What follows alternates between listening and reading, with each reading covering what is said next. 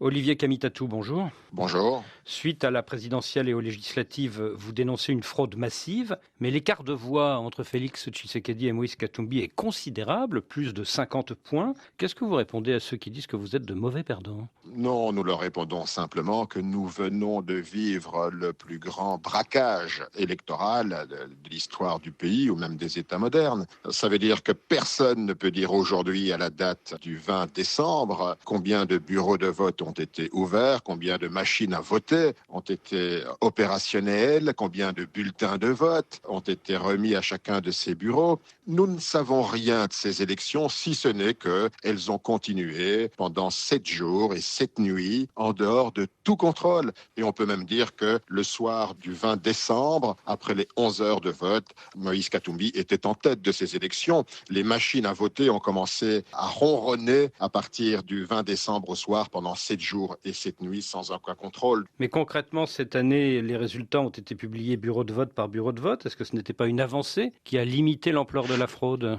On ne peut pas parler de résultats dès lors que nous avions exigé à plusieurs reprises que le vote reste un vote semi-électronique. Nous n'avons pas eu de résultats issus de la compilation, donc du calcul des bulletins de vote. Il n'y a pas eu de procès-verbaux. Aucun candidat ne dispose de procès-verbaux signés. Tout cela s'est fait en violation flagrante des textes électoraux. À la différence des précédentes élections d'il y a 5 ans, les résultats de la CENI, la commission électorale, ont convergé avec ceux de l'Église catholique et des églises protestantes. Est-ce que cela ne fragilise pas quand même votre discours sur la fraude massive? L'Église catholique et l'Église protestante ont dit que le soir du 20, un candidat était en tête. Elles n'ont jamais confirmé qui était ce candidat. Nous considérons que nous étions en tête le 20 décembre au soir et que la fraude s'est manifestement répandue à travers tout le pays à partir du moment où, comment pouvez-vous imaginer qu'une élection d'un seul jour de 11 heures est tenue pendant 7 jours et 7 nuits sans aucun contrôle? Il y a 5 ans, l'Église catholique avait déclaré « Les résultats annoncés ne sont pas conformes à la vérité des urnes ». Cette année, l'Église catholique n'a pas dit ça. Parce qu'il n'y a pas de résultats. Personne ne peut dire quels sont les résultats aujourd'hui. Personne ne peut dire combien de bureaux de vote ont ouvert. Personne ne peut dire combien de machines à voter ont été distribuées.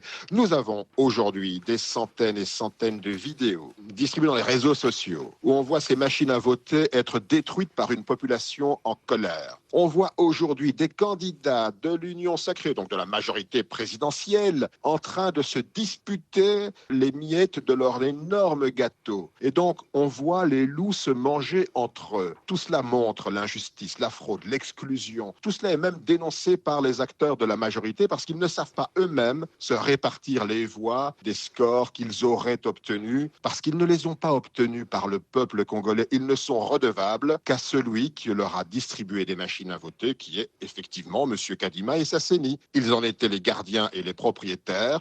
Comment aujourd'hui ces milliers de machines se sont retrouvées entre les mains d'une seule famille politique, la famille politique présidentielle? Mais sur le fond, Olivier Kamitatou, est-ce que le candidat Tshisekedi n'a pas réussi tout de même à prendre des voix sur le thème « Je suis congolais de père et de mère », sous-entendu mon principal adversaire, Moïse Katumbi, ne l'est pas? Effectivement, une partie de la campagne électorale de Félix Tshisekedi, soutenue par son allié Jean-Pierre Bemba, s'est faite sur un fond totalement scandaleux de racisme, d'exclusion, de xénophobie, aux antipodes de ce que nous avons voulu construire à partir du dialogue intercongolais qui était le vivre ensemble. Et d'ailleurs, preuve en est, c'est qu'aujourd'hui, ce vivre ensemble a totalement été piétiné, déchiré. Vous voyez des institutions qui sont l'apanage aujourd'hui d'une seule communauté kassaïenne qui, en surnombre, occupe toutes les institutions et demain occupera probablement l'Assemblée nationale, la représentation nationale, qui n'a plus rien de national, qui devient pratiquement le porte-voix d'une seule communauté. Dans son discours anti-rwandais, Félix Tshisekedi n'a pas hésité à comparer Paul Kagame à Adolf Hitler.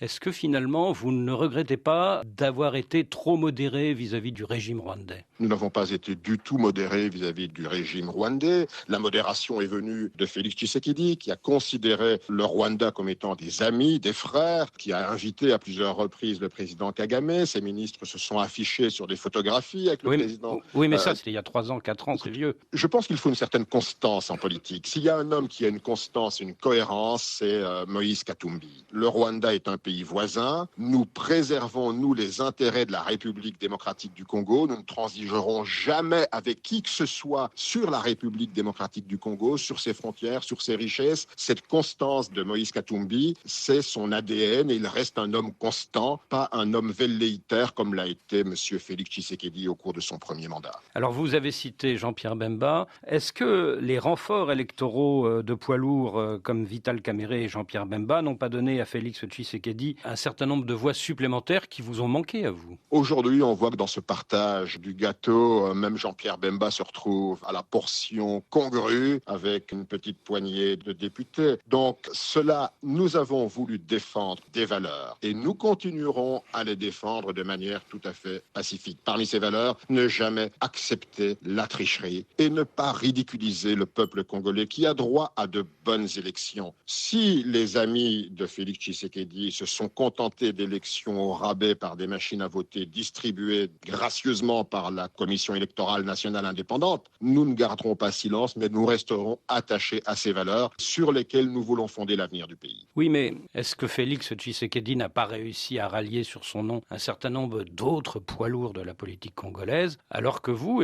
vous avez fait cavalier seul, vous avez eu certes 3 renforts, notamment Matata Ponyo, mais vous n'avez pas eu Martin Fayoulou dans votre camp, par exemple. On n'a pas eu Martin Fayoulou, certes, mais nous avons eu Matata Ponyo, nous avons eu Deli Sesanga, nous avons eu Seth Kikouni, nous avons eu Franck Diongo, Jean-Claude Vouemba et bien d'autres. Et ce ne sont pas de petits leaders. Chacun d'eux incarne une vision et nous nous rapprochons de cette vision parce que nous partageons tous ensemble cette volonté de construire un Congo où le vivre ensemble reste la première des valeurs. L'identité congolaise n'est pas négociable pour une communauté contre les autres. Moïse Katumbi a fait une bonne campagne, mais est-ce que Félix Tshisekedi n'a pas fait aussi une bonne campagne? Félix Tshisekedi a fait une campagne sur un fond de racisme, sur un fond de xénophobie. Peut-être n'avons-nous pas mesuré l'impact de cette campagne de populisme. Il n'a jamais parlé de son bilan. Et son seul projet aujourd'hui, c'est de changer la Constitution pour rester au pouvoir et imposer une dictature, un nouveau roi soleil à la République démocratique du Congo. C'est cela, effectivement, qui a pu séduire une partie peut-être de l'électorat, mais jamais aujourd'hui on a parlé des vrais problèmes du Congo. Tshisekedi ne les a pas évoqués. Il est resté cantonné dans son populisme le plus étriqué. Pour l'instant, la Constitution limite à 2 le nombre de mandats d'un président. Pensez-vous que Félix Tshisekedi a en tête de modifier la Constitution? En tout cas, c'est ce qui se dit. Un quintet de constitutionnalistes aux ordres est en train de travailler. C'est son seul projet, se maintenir au pouvoir par un parlement godillot. C'est l'abolition du débat parlementaire. C'est une espèce d'épuration politique. C'est la tribalisation des institutions. C'est mettre l'opposition à l'encan avec 5% d'un parlement dont la plupart des députés ont un profil tout à fait douteux. C'est asphyxier le modèle démocratique. C'est rester au pouvoir pour le pouvoir. Je mets au défi Félix Tshisekedi dans un an qu'il ait résolu la crise sécuritaire. Donc la situation de Félix Tshisekedi n'est pas du tout confortable. À la suite de l'annonce des résultats de la présidentielle, Moïse Katumbi a appelé un sursaut citoyen via des actions pacifiques et démocratiques. De quoi s'agit-il? Bien, le sursaut citoyen, d'abord Moïse Katumbi, est profondément attaché à une lutte pacifique. Et il se joint à cette contestation générale parce que finalement, ce qui compte pour la population, c'est résister à un pouvoir qui ne dispose d'aucune légitimité si ce n'est celle qui lui a été donnée par les machines à voter. Donc aujourd'hui, Moïse Katumbi ne peut pas voyager. Il vit dans une prison à ciel ouvert. Son avion est bloqué, lui-même ne peut pas se rendre là où il devait se rendre tout à fait récemment. Et donc son silence, s'il y a silence, ne doit pas être interprété comme un abandon, comme un acquiescement à la tricherie. Au contraire, nous avons aujourd'hui Salomon Kalonda qui est dans une prison militaire, un homme politique. Nous avons Mike Mukebe qui est dans une prison de Makala. Nous avons un assassinat dont nous n'avons toujours pas élucidé qui étaient les auteurs, celui de Chérubin Okende. Pendant la campagne électorale, Maître Dido Kakisingi a été tué sous les yeux de Moïse Katumbi en pleine campagne électorale. Ça, on ne peut pas l'oublier. Demain, pourrons-nous oublier le suicide, entre guillemets, de M. Delvaux, l'informaticien des observateurs de l'Union européenne? Tous ces faits nous montrent que nous sommes entrés dans un processus qui est tout sauf transparent C'est un processus qui est effectivement le fruit d'une énorme fraude électorale au vu et au su du monde entier. Le 27 décembre, la manifestation organisée par l'opposition à Kinshasa a tourné court parce qu'il n'y avait pas foule. Est-ce que vous n'allez pas avoir du mal à mobiliser? La mobilisation se fait, les acteurs de l'opposition se parlent. Nous considérons, nous, aujourd'hui, que seule une dictature peut gérer des soumis. Nous ne sommes pas des soumis, nous sommes des insoumis. Nous ne laisserons pas faire. Nous rejetons les résultats de ces élections. Moïse Katumbi et tous les autres, ils vont continuer à porter une espérance contre le populisme, contre le racisme, pour le vivre ensemble. Si nous disons que le pouvoir aujourd'hui pavoise, chante, claironne, ces gens ont pris le Titanic. D'autres ont embarqué dans l'Arche de Noé et nous sommes ceux-là. Pour la présidentielle, vous n'avez pas formé de recours devant la Cour constitutionnelle, mais pour les législatives, où pour l'instant vous avez remporté quelques 18 sièges, est-ce que vous n'avez pas intérêt, Olivier Kamitatou, à former des recours si cela permet à plusieurs de vos candidats d'être repêchés? Nous n'avons pas foi dans une justice qui est aux ordres. Il n'y a pas eu de procès-verbaux. Il appartiendra maintenant à chacun des candidats qui se sentent lésés, qui disposeraient de leurs preuves. Le parti ensemble discutera et nous verrons s'il faut ou non, parce que ce sont des voix du peuple congolais qu'il faut défendre. On ne peut pas, comme je l'ai dit, rester toujours soumis face à la tricherie. Si les preuves sont là, eh bien pourquoi pas. La question reste ouverte, elle n'a pas encore été tranchée. Donc pas de boycott à l'Assemblée nationale? Il n'y aura pas de boycott à l'Assemblée nationale. Nous continuerons à défendre la voix du peuple et dans le schéma institutionnel, mais également en dehors des institutions, dans la rue, dans les marches pacifiques, par toutes les actions qui nous permettront de recouvrer notre liberté. Vous n'êtes pas pour la politique de la chaise vide? La politique de la chaise vide n'a jamais rien rapporté à personne. Moïse Katumbi, c'est un homme de constance républicaine, mais Moïse Katumbi n'accepte pas la tricherie et il ne sera jamais le dindon de la farce. Certains ambassadeurs en poste à Kinshasa évoquent l'hypothèse de la création d'un statut de chef de l'opposition dans votre pays, qui évidemment reviendrait à Moïse Katumbi. Qu'en pensez-vous? Aujourd'hui, la première chose qu'on a à leur dire, c'est que le pouvoir est le fruit d'une fraude électorale sans nom. Et jamais, jamais ces diplomates ne féliciteraient un individu issu d'un tel scrutin si ce n'était en République démocratique du Congo et en Afrique. Jamais ils ne le feraient. Aujourd'hui, ces diplomates adoptent le même cynisme que les Chinois ou les Russes au nom de la non-ingérence ou de l'absence de réaction des Congolais. En sous-entendu, peu importe la fraude, la corruption, peu importe le muselage des citoyens, leur misère, peu importe les crimes économiques commis, ils font l'aumône du développement en échange de nos mines, de nos forêts, de notre pétrole, comme si nous étions condamnés à rester en esclavage. Donc nous disons, l'histoire est faite d'un cycle, ce cycle-là doit terminer et nous n'avons de leçons à recevoir de personne et de propositions certainement pas à ceux qui ont choisi le camp de leurs intérêts, le camp de la dictature et de l'oppression au détriment du camp du peuple et de la population congolaise. Olivier Kamitatou, merci. Le directeur de cabinet et porte-parole de Moïse Katumbi. Moïse Katumbi, candidat malheureux à la dernière élection présidentielle en République démocratique du Congo. Vous savez qu'il rejette les résultats officiels qui le créditent de 18% des voix, c'est-à-dire loin derrière les 73% de Félix Tshisekedi. Olivier Kamitatou est en ligne avec Christophe Boisbouvier. Olivier Kamitatou, bonjour. Bonjour. Suite à la présidentielle et aux législatives, vous dénoncez une fraude massive, mais l'écart de voix entre Félix Tshisekedi et Moïse Katumbi est considérable, plus de 50 points. Qu'est-ce que vous répondez à ceux qui disent que vous êtes de mauvais perdants? Non, nous leur répondons simplement que nous venons de vivre le plus grand braquage électoral de l'histoire du pays ou même des États modernes. Ça veut dire que personne ne peut dire aujourd'hui, à la date du 20 décembre, combien de bureaux de vote ont été ouverts, combien de machines à voter ont été opérationnelles, combien de bulletins de vote ont été remis à chacun de ces bureaux. Nous ne savons rien de ces élections, si ce n'est qu'elles ont continué pendant 7 jours et 7 nuits en dehors de tout contrôle. Et on peut même dire que le soir du 20 décembre, après les 11 heures de vote, Moïse Katumbi était en tête de ces élections. Les machines à voter ont commencé à ronronner à partir du 20 décembre au soir pendant 7 jours et 7 nuits sans aucun contrôle. Mais sur le fond, Olivier Kamitatou, est-ce que le candidat Tshisekedi n'a pas réussi tout de même à prendre des voix sur le thème « Je suis Congolais de père et de mère, sous-entendu mon principal adversaire, Moïse Katumbi, ne l'est pas. Effectivement, une partie de la campagne électorale de Félix Tshisekedi, soutenue par son allié Jean-Pierre Bemba, s'est faite sur un fond totalement scandaleux de racisme, d'exclusion, de xénophobie.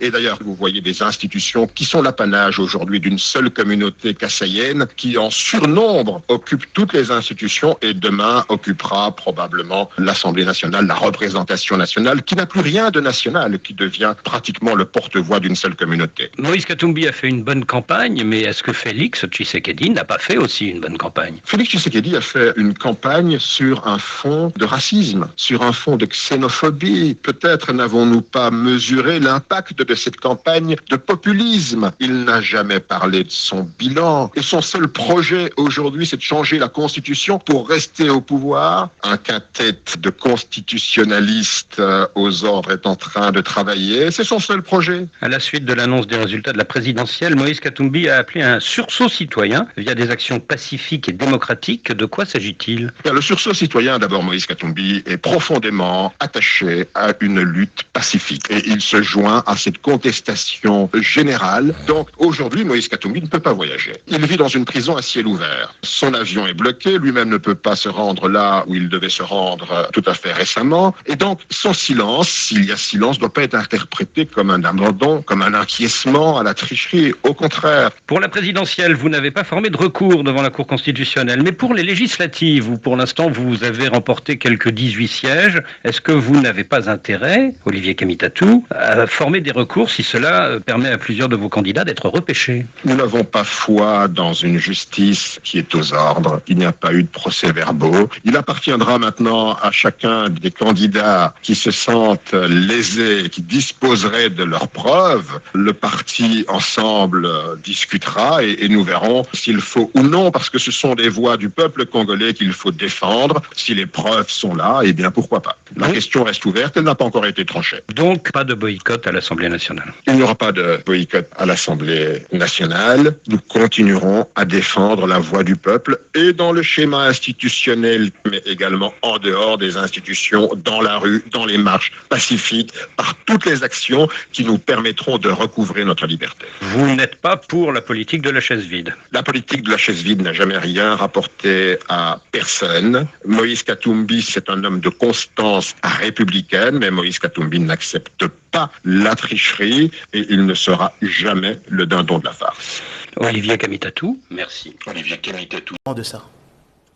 Ce monsieur, je veux vous dire, il y a 3 mois exactement, à travers les renseignements, nous recevons des renseignements au niveau de la Russie.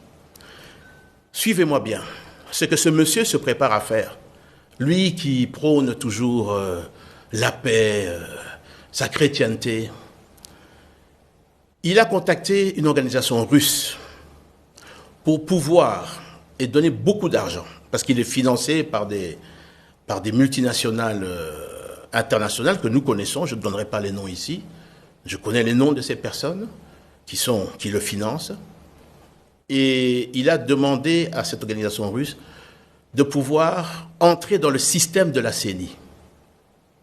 Dans le système de la CENI. Dans le système de la CENI, oui. Et nous avons la preuve de ça parce qu'il y a eu plusieurs tentatives d'attaque sur le site. Il a demandé à cette organisation, et ce que ce monsieur se permet de faire, il sait qu'il ne peut pas gagner les élections. Mais il va fabriquer des résultats à travers cette organisation, qu'il va faire publier.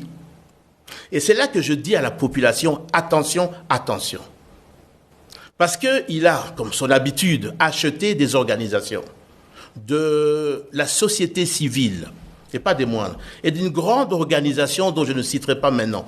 Mais le jour où cette grande organisation, qui peut-être va se reconnaître dans mes mots, va recevoir ce listing préparé par une organisation russe, peut-être qu'ils ne le savent pas d'ailleurs, mais qui leur sera remis par le fameux monsieur là, qui va prétendre à la grande organisation ici, qui est implantée dans tout le pays, lui dire que ce listing vient de la CENI.